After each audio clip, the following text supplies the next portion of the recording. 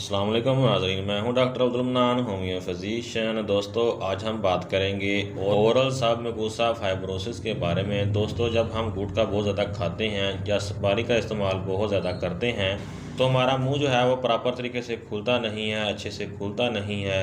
इसी को हम ओरल सब म्यूकोसा फाइब्रोसिस कहते हैं।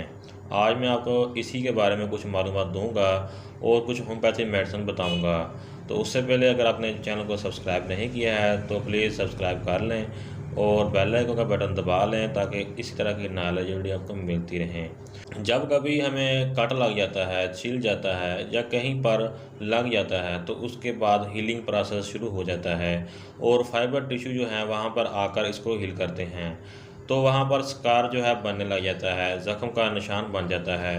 तो दोस्तों, जब हम गुटखा या सुपारी जो है बार बार खाते हैं या हर दिन 10 से 12 बार खाते हैं या इससे ज़्यादा या कम बार खाते हैं तो सुपारी और गुटखा चबाने की वजह से हमारे मुंह में हमारे जो चिक्स हैं वहाँ पर ज़ख्म बनना शुरू हो जाता है और ज़ख्म हमेशा हील होता रहता है, ठीक होता रहता है और वहाँ पर फाइबर टिश्यू जो है जमते रहते हैं।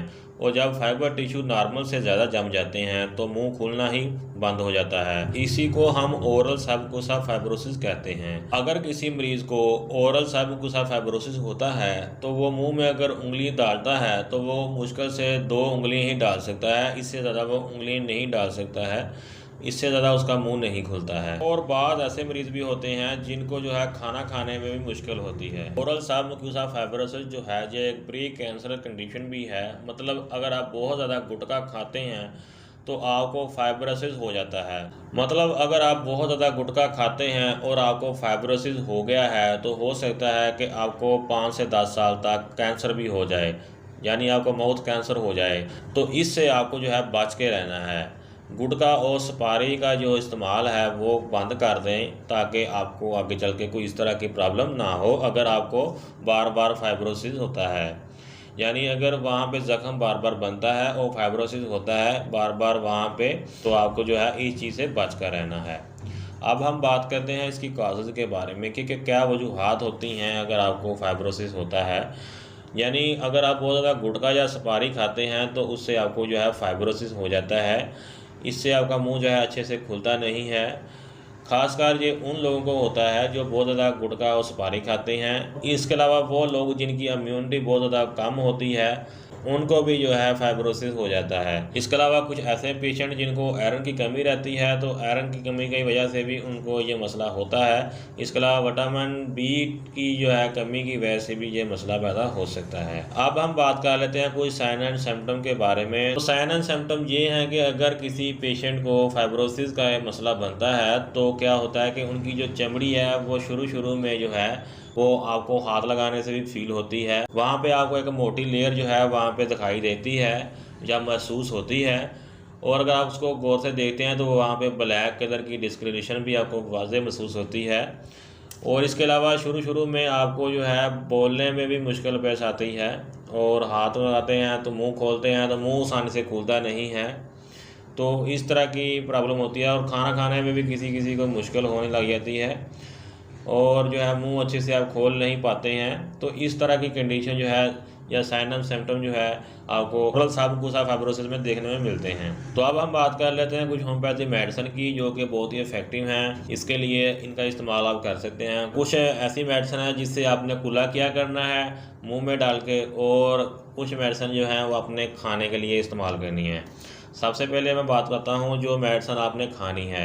सबसे पहली और इफेक्टिव मेडिसिन है कास्टिकम। कास्टिकम को आपने सुबह के वक्त लेना है और सुबह के वक्त आपने इसको जो है पानी में मिला के लिया करना है रोज़ाना। इसके 5 ड्रॉप जो है 2 बूंद पानी में डाल के लेनी है। और दूसरी मेडिसिन है नेक्सोमिका। नेक्सोमिका को आपने जो है 200 में लेना है। इसको आपने रात के वक्त लेना है। इसको सिर्फ आपने 5 ड्रॉप रात को सोने के वक्त ले लिया करने हैं पानी में मिलाकर। और तीसरी मेडिसिन है कलकेरिया फ्लोर। कलकेरिया फ्लोर को आपने 6 बार में लेना है। इसकी गोलियां मिलती हैं, ये आपने 4 गोली दिन में 3 दफ़ा के हिसाब से चूस लिया करनी है। अब हम बात करते हैं जो कुल्ला करने वाली मेडिसिन है। सबसे पहली मेडिसिन है करकोमा लौंगा। करकोमा लौंगा जो है आपने मदर टेंशन में लेनी है।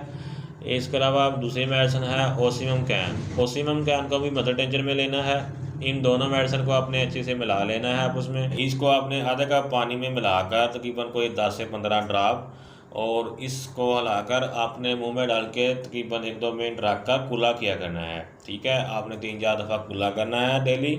और दूसरी मेडिसिन को आपने जो है इस्तेमाल करना है खाने के तौर पे। तो ये 2 तरह की मेडिसिन है जिनका इस्तेमाल आप करेंगे लगातार कुछ अर्सा, तो इंशाल्लाह आपकी ये प्रॉब्लम जो है ठीक हो जाएगी। आपको ओरल सैल्मिकुलस का जो मसला है ये ठीक हो जाएगा, और कैंसर की जो आगे जाके आपको अलामत हो सकती हैं वो भी पैदा नहीं होंगी। तो ये था आज का वीडियो। मिलते हैं नेक्स्ट वीडियो में। वीडियो अच्छी लगी तो लाइक लाजमी कर दें, और मेरे चैनल को प्लीज़ सब्सक्राइब कर दें ताकि इसी तरह की नॉलेजेबल वीडियो आपको मिलती रहें और नया कुछ सीखने का मौका मिलता रहे। अगर किसी चीज़ की समझ ना आए तो कमेंट सेक्शन में मुझे मैसेज कर सकते हैं। मेरा व्हाट्सअप नंबर भी आपको वीडियो के डिस्क्रिप्शन में मिल जाएगा, वहाँ से मुझे व्हाट्सअप भी कर सकते हैं। तो मिलते हैं नेक्स्ट वीडियो में। Thanks for watching. अल्लाह हाफिज़।